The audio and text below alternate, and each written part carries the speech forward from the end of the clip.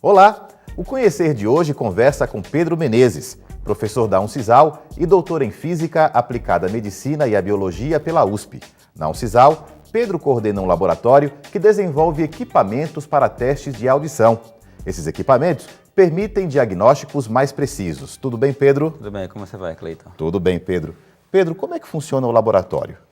O laboratório de acústica lá na universidade, ele é composto por 3 professores e 10 alunos. Então a gente cada professor desenvolve uma linha específica e a gente tem diversos aparelhos em desenvolvimento, fora os que a gente já desenvolveu nesse período. E que equipamento é esse que permite o teste de audiometria, digamos, uma variedade dele, mais preciso? Entre esses equipamentos, a gente tem um que faz o teste do potencial auditivo, que de maneira bem simples é o seguinte: você dá um estímulo acústico, esse estímulo acústico vai virar estímulo elétrico, porque ele vai andar pelos neurônios até a área específica do córtex, do cérebro. Então a gente dá um estímulo acústico e monitora esse estímulo elétrico. Então esse aparelho é muito interessante, porque ele faz um diagnóstico objetivo de maneira muito precisa. Então, enquanto a audiometria, que é o que a gente tem hoje de padrão, avalia toda a audição, a audiometria depende da resposta do paciente. É um teste subjetivo. Então você dá um estímulo acústico, o paciente levanta a mão que ouviu ou aperta um botão. Nesse caso, desse novo equipamento, não.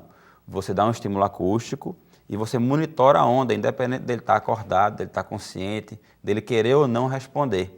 E isso tem uma aplicação enorme em alguns casos específicos, como, por exemplo, diagnóstico de bebês, diagnóstico de pessoas que querem simular o teste auditivo para ganhar alguma causa trabalhista, como... Acontece em casos desse tipo? Acontece. Eu, por exemplo, entre os casos que eu já atendi, tinha um caso judicial, o juiz mandou a gente fazer a avaliação, eu fiz a audiometria normal, e na audiometria realmente o paciente tinha perda, diagnosticado como perda. Percebi que tinha alguma simulação, porque a hora que eu apertava o botão lá, ele respondia ou não às vezes. Então, vamos passar para esse novo equipamento. Fizemos o teste com o novo equipamento e percebemos que, com certeza, ele escutava. Podia ser que ele não estivesse processando direito, mas a audição naquelas frequências ele tinha. Então, aí o juiz pôde decidir muito melhor a respeito da sentença. Esse equipamento existe em nosso país já ou não? Olha, no país existe um equipamento importado. Então, a gente tem aqui como comprar 2 ou 3 marcas importadas que já vêm fechadinhas, né? Você já tem aqueles testes específicos. Então, o que motivou mais o desenvolvimento desse equipamento foi a possibilidade de você poder criar novos testes.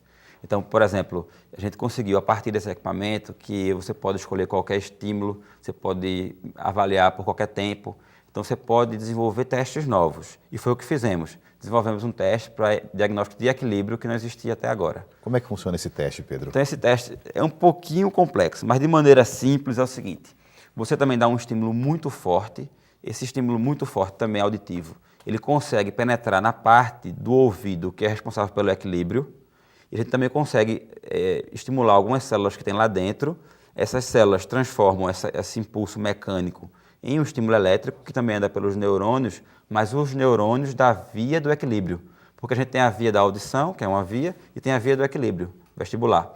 Então a gente consegue monitorar essa mesma onda, parecida com a auditiva, só que equivalente ao equilíbrio. Então o equilíbrio ele não depende só da visão, como muita gente pensa, ele tem a ver também com a audição. Ele é algo complexo, que envolve músculos, visão e audição. E que doença pode diagnosticar? Olha, a gente tem várias doenças relativas. Então, por exemplo, a principal para esse diagnóstico é o chamado neurinoma vestibular. Que seria? Que é tipo um câncer ou algo que cresce no nervo. Tipo, imagina uma bola deformada que vai crescendo e comprimindo o nervo ali dentro e impede a passagem do estímulo acústico, estímulo elétrico. Então você perde o equilíbrio, você tem tontura, e aí você consegue diagnosticar de maneira simples e barata se a pessoa tem ou não esse problema. Claro que depois ela tem que fazer uma tomografia ou algum outro exame mais preciso, que vai dizer o tamanho do problema e tudo. Mas para um primeiro diagnóstico e rápido, dentro de uma clínica, de um otorrino, então você consegue fazer isso rapidamente. Qual o diferencial de preço desse equipamento e do equipamento importado, por exemplo? Olha, eu vou dizer a você o seguinte, que o equipamento importado chega a ser 20 vezes mais caro do que esse, mais ou menos. Quanto em média, por exemplo?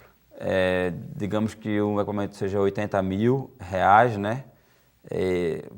No mercado hoje, que avalia esses testes todos que eu estou falando, esse você vai comprar por mil e poucos reais, R$1.500 mais ou menos. É um preço infinitamente inferior, né? Bem mais em conta, é. né? Agora, esse equipamento está sendo feito já ou não? Olha, a gente Produzido em hoje, escala? ele tem esse equipamento na universidade. A gente tem ele aqui na universidade, na Uncisal, a gente usa experimentalmente. A fase que estamos agora é uma fase de pesquisa. Então a gente está testando, comparando com o padrão de mercado, vendo se os resultados são parecidos, se realmente a gente pode fazer todos aqueles testes que já estão no mercado hoje.